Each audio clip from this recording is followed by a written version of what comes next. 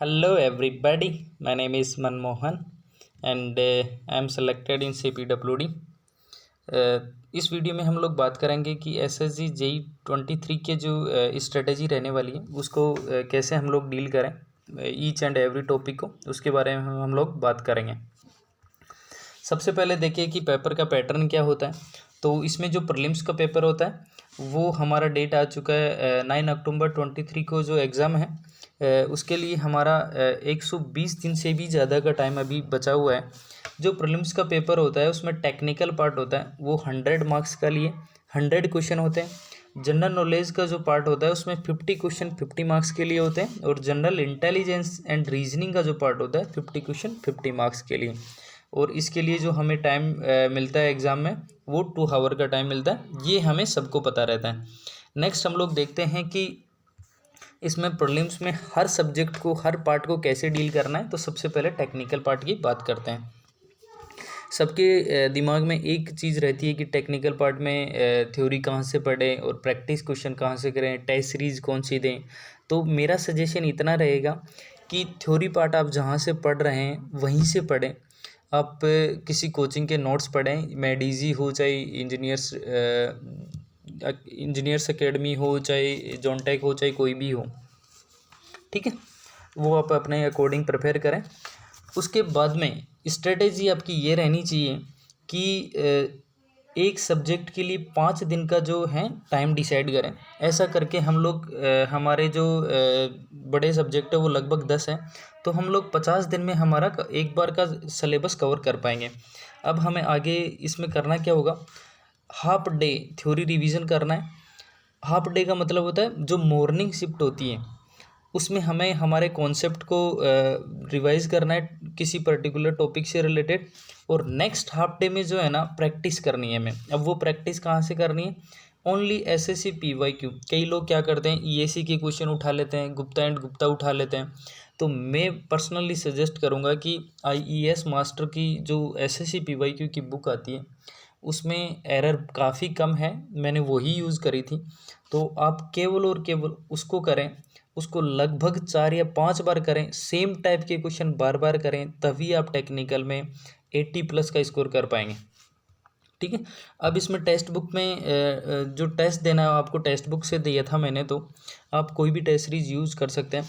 सबसे पहले जैसे टॉपिक पढ़े तो उसमें सब्जेक्ट वाइज टेस्ट भी हैं, तो सबसे पहले उनको दें। जब एक बार सब सिलेबस कंप्लीट हो जाए तो फुल सिलेबस टेस्ट पे बाद में जाएं। और ये जो 5 दिन का टाइम पीरियड है इसको घटा के जैसे ही हमारा एक बार सिलेबस पूरा हो जाएगा उसको एक सब्जेक्ट के लिए 3 दिन के लिए करें, और अगेन हम एक सब्जेक्ट के लिए 1 दिन के लिए बाद में करें। ऐसा करते करते हमारा एग्ज़ाम का टाइम आ जाएगा और हमारी रिवीजन भी कंप्लीट 2 या 3 बार हो चुका होगा, ठीक है। तो इस प्रकार से हमें इधर उधर भागना नहीं है, केवल एसएससी पीवाईक्यू करना है और टेक्स्ट बुक का टेस्ट देना है, दैट्स ऑल। ये मोर देन सफिशिएंट है, ज़्यादा इधर उधर भागने की ज़रूरत नहीं है। अगर इतना करते हैं तो आप 75+ तो गारंटीड कर सकते हैं, इसमें तो कोई डाउट वाली बात ही नहीं है। नेक्स्ट अगर देखें तो जीके पार्ट, ये टेक्निकल के स्टूडेंट के लिए काफ़ी मुश्किल भरा सेक्शन रहता है, क्योंकि जीके पार्ट काफ़ी मुश्किल रहता है। इसमें सबसे पहले आपको करना क्या है कि जो प्रीवियस ईयर पेपर है उनको एनालिसिस करना है कि किस टाइप के क्वेश्चन पूछे जाते रहे हैं और करंट में उनका ट्रेंड क्या है।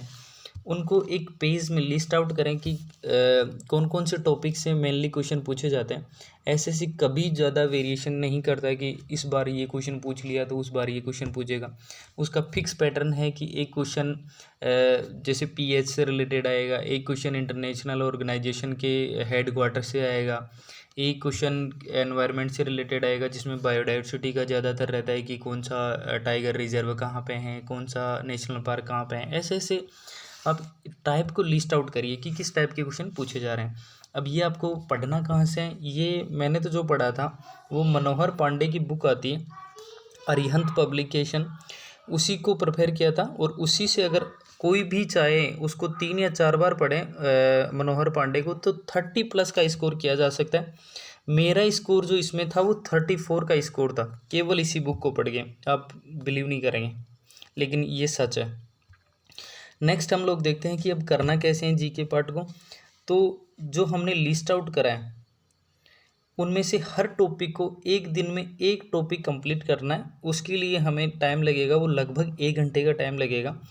उसके या तो कोई शॉर्ट नोट्स बना लें, जैसे की पॉइंट अलग कहीं लिख लें ताकि रिवीजन में आसानी रहे, या फिर बुक में ही अंडरलाइन कर लें। इसमें भी कोई दिक्कत नहीं है कि बुक में ही कर लो, कोई बात नहीं है, सब चलेगा, खुद की समझ में आना चाहिए। अब इसको पूरे वीक में जो हमने किया है उसको हर संडे 2 या 3 घंटे लगा के हमें इसको रिवीजन करना है, और ऐसा करते करते हम लोग देखते हैं कि एक अच्छा स्कोर हम लोग कर पाएंगे। नेक्स्ट हम लोग देखते हैं कि जनरल इंटेलिजेंस एंड रीजनिंग। ये ऐसा पार्ट है जिसमें टेक्निकल स्टूडेंट ऐसे सोच के जाते हैं कि यार हम लोग ये तो वहीं पे कर लेंगे एग्ज़ाम में ही, इसमें तो बहुत बेसिक क्वेश्चन आते हैं। लेकिन ये अगर जो पार्ट है ये सबसे ज़्यादा बर्बाद करने वाला पार्ट है। अगर इसको ढंग से पढ़ के नहीं गए, प्रैक्टिस प्रॉपर नहीं करी, तो इसमें 30 स्कोर करना भी बहुत मुश्किल हो जाता है, क्योंकि टाइम का मामला है ना भाई। तो इसमें हमें करना क्या है, पहले तो सबसे पहले प्रीवियस ईयर पेपर देखने हैं। लगभग 3 या 4 साल के पेपर, हमें फुल सिलेबस पेपर देने हैं, ताकि हमें पता लगे कि एग्ज़ाम का ट्रेंड क्या है और एग्ज़ाम में पूछा क्या जा रहा है। ऐसे ही पागलों की तरह पढ़ने का कोई तुक नहीं है। उन टॉपिक को लिस्ट आउट करें जो बार बार पूछे जा रहे हैं, किस टाइप के क्वेश्चन बार बार पूछे जाते हैं, और हर टाइप के क्वेश्चन को, जैसे एक दिन में एक टाइप का क्वेश्चन कंप्लीट करें, और सेम टाइप का क्वेश्चन को लगभग 5 क्वेश्चन ऐसे हो जो सेम टाइप के हो और उसी टाइप के हो।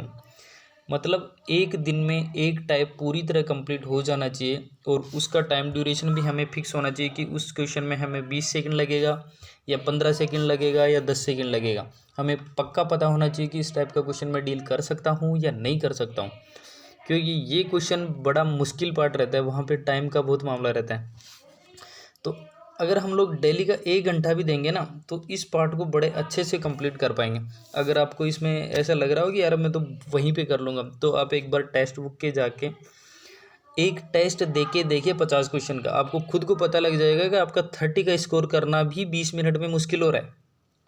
तो आप इसको कभी भी स्किप नहीं करें, और इस पूरे जो प्रोसेस होगा उसको हर वीक में 1 घंटे हर संडे को रिवाइज करें, और आप देखेंगे कि इसमें 45 का स्कोर करना बहुत ज़्यादा मुश्किल नहीं है।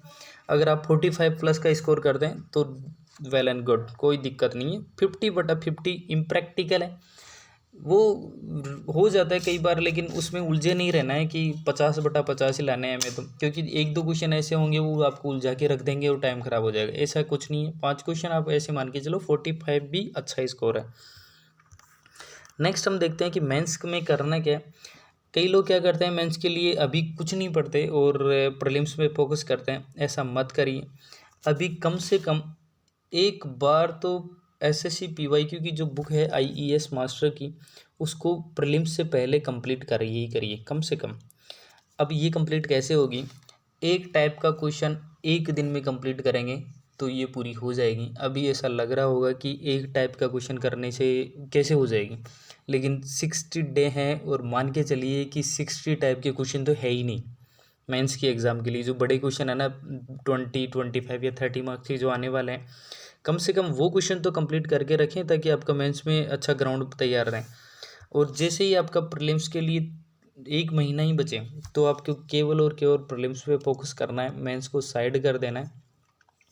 मैं इसमें एक टाइप का एक क्वेश्चन डेली करने से मतलब मेरा ये है कि जैसे फाउंडेशन का क्वेश्चन पकड़ लिया, तो आज मेरा फाउंडेशन का टॉपिक से अगर कोई क्वेश्चन आएगा तो वो मेरा पक्का हो जाएगा। आरसीसी में जैसे किसी बीम डिज़ाइन का क्वेश्चन आज मैंने कंप्लीट कर लिया, कल मैंने कॉलम डिज़ाइन से रिलेटेड क्वेश्चन कंप्लीट कर लिया, उससे बाद में मैंने रिटेनिंग वॉल का क्वेश्चन कंप्लीट कर लिया। ऐसे एक टाइप का बड़ा क्वेश्चन डेली का एक कंप्लीट करेंगे तो अच्छा स्कोर कर पाएंगे। और आपके लिए इतना स्कोर होना चाहिए प्रीलिम्स में, ताकि मेंस में आपको जैसे ही प्रीलिम्स का एग्ज़ाम हो आपको लगे कि हाँ मेरा डेफिनेटली क्लियर तो हो ही जाएगा। अगर ये भ्रम रहा कि मेरा प्रीलिम्स निकलेगा नहीं निकलेगा, क्योंकि तो आप मुश्किल कर पाएंगे, मुश्किल से ही कर पाएंगे, क्योंकि प्रीलिम्स के बाद में टाइम मिलता नहीं है लोगों को। लगभग 1 महीना 2 महीना, 2 महीने से ज़्यादा तो बिल्कुल नहीं मिलेगा। तो आप पहले से तैयार रहें, आप अच्छा स्कोर कर पाएंगे। Thank you very much.